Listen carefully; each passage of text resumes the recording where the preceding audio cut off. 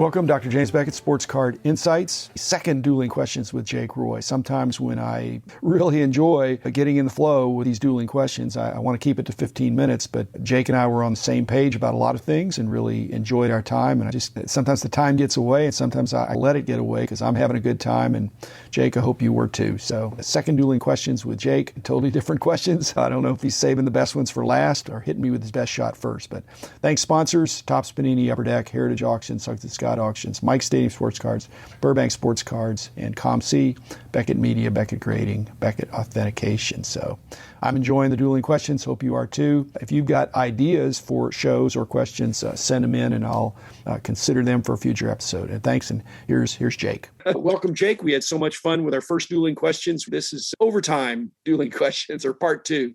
So thanks for being on. And what question didn't make the first cut? All right. For you, what is your favorite sport to collect and to watch? And why is it the same or different? My favorite sport to watch is basketball because there's more continuous action. On the other hand, if I'm not busy, my favorite sport to watch would be baseball at the stadium because I like the ambiance and being there and it's more relaxing and I understand the game and all that stuff. Two-part answer for my favorite sport to collect. Lately, because I'm a free agent, I don't have any bosses and I don't have any employees.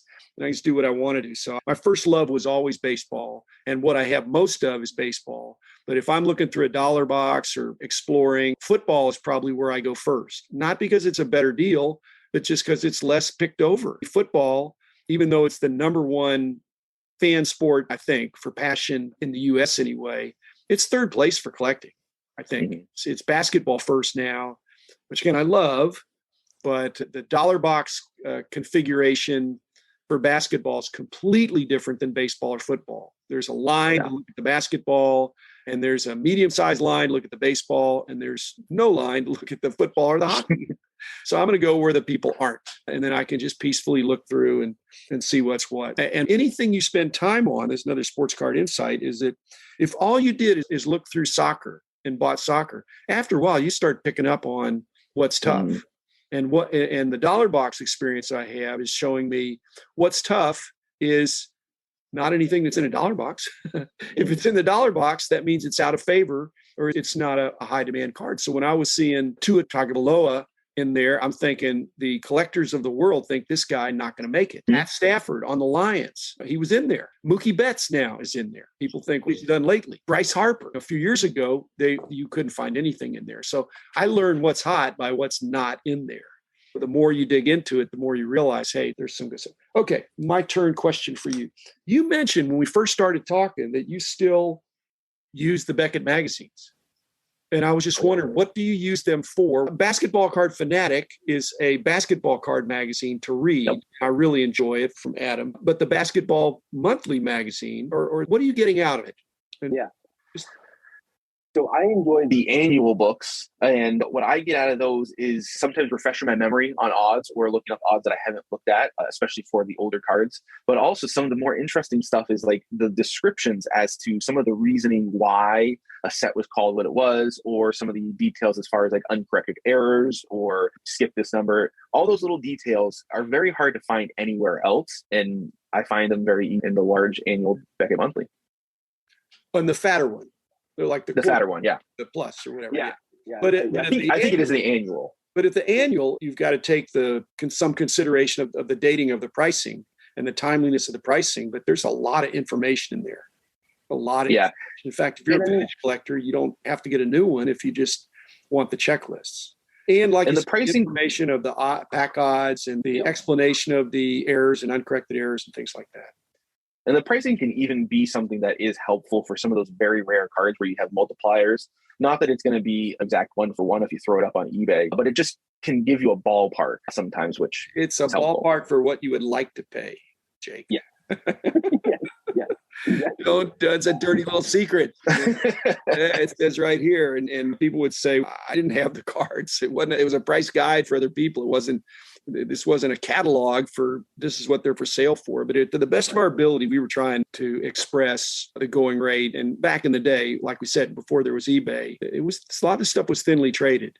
And so the multipliers was probably a better way to do it. And those multipliers still are a good reference value. I would agree. Yep.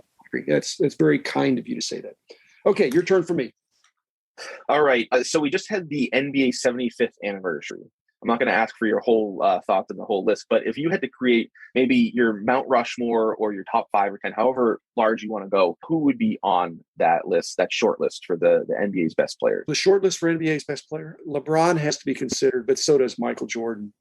And I'm wondering if LeBron, in spite of his eruptions of scoring a lot of points, to me, it's not good when LeBron scores too many points. It really is not a good sign. It's a sign that he really wants to win. But LeBron in his prime was scoring plenty of points. And not that he was going for stats and triple doubles, but he just controlled the game. He could shut down anybody. Kobe was a little bit like that too. But I put LeBron. Yeah, I put Michael still at top just for winning the championships.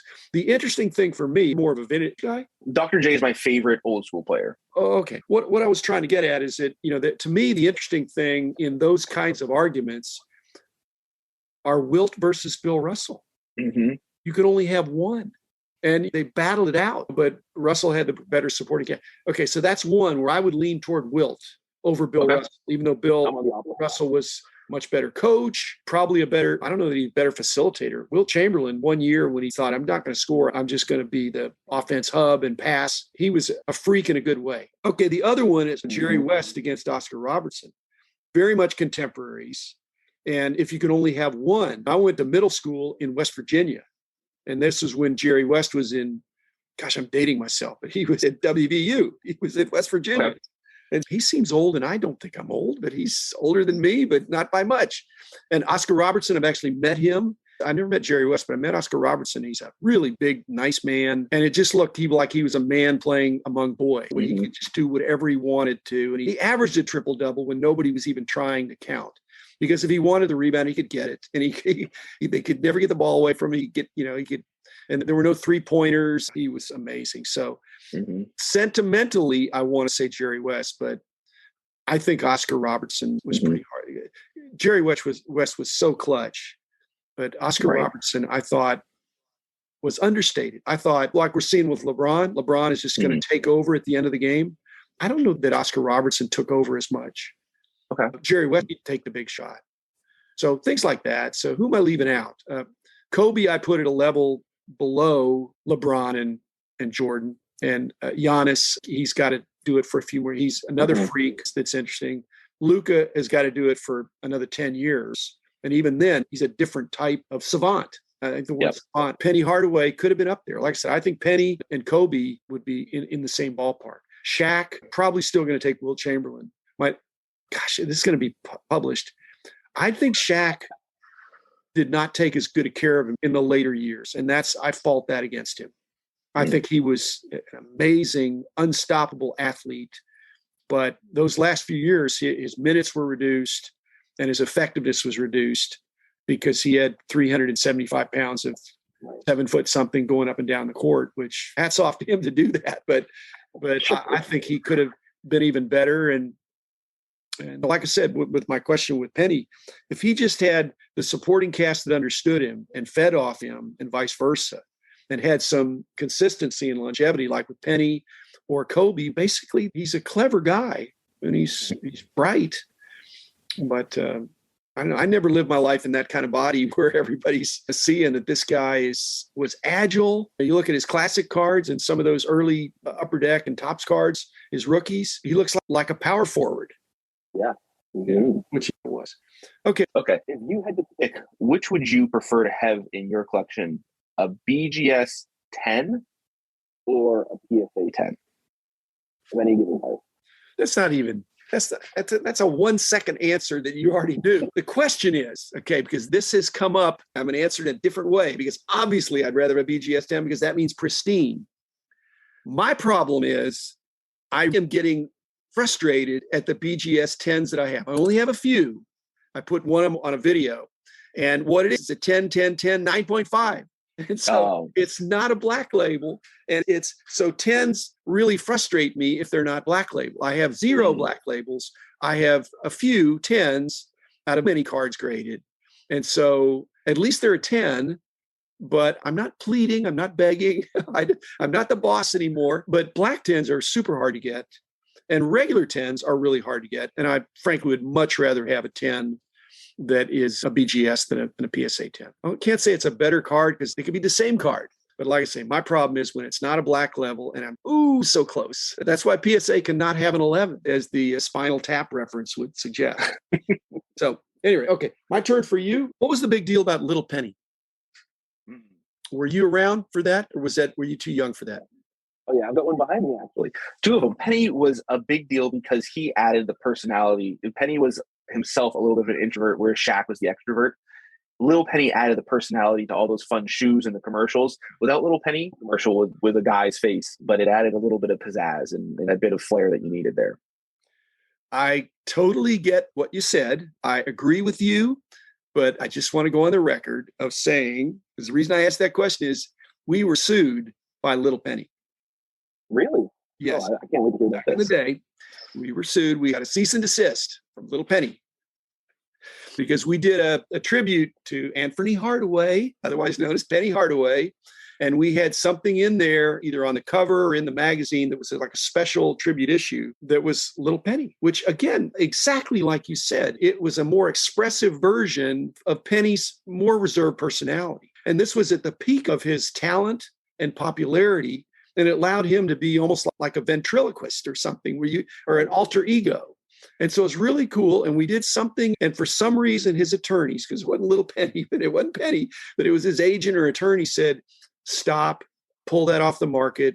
We do not approve. You gave the impression that we have approved this publication. And so I have no hard feelings against Penny. It's Little Penny that I'm upset with because he's got some tough attorneys who came after us. Again, this has been statute of limitations. It's been 25 years, I think. So, and I'm living to laugh as I tell about it. So that's your guy there, Jake. That's my guy. Wow, not the legacy I'd want to have, but I'll have to take a look and see if I can find any of those now. I'm going to want to collect those because I grabbed old Beckett's with Penny on them. Now, I think this was a magazine just for him. That was the problem. So I took their point. We're not trying to make anybody mad at us or do wrong things, but there's and fair use kinds of things. I don't know. What do you do as a profession? Project manager in technology. In what? What? In technology. Oh, technology. Well, cool. Yeah. Yeah. So I just orchestrate all the projects and the folks. Good. So thanks, Jake. How can people find you? Yeah, you can find me on just about any social media platform. So Instagram, Twitter, YouTube. I'm on there as 90s_bball_cards. I'm also on TikTok, not as often as some people that watch my channel might know. But also I'm on Facebook, but there's a little bit of a glitch. When I set up this Facebook profile, I did 90_cards. So there's no S after the 90. Okay. Thanks for being on, and I hope to do it again sometime.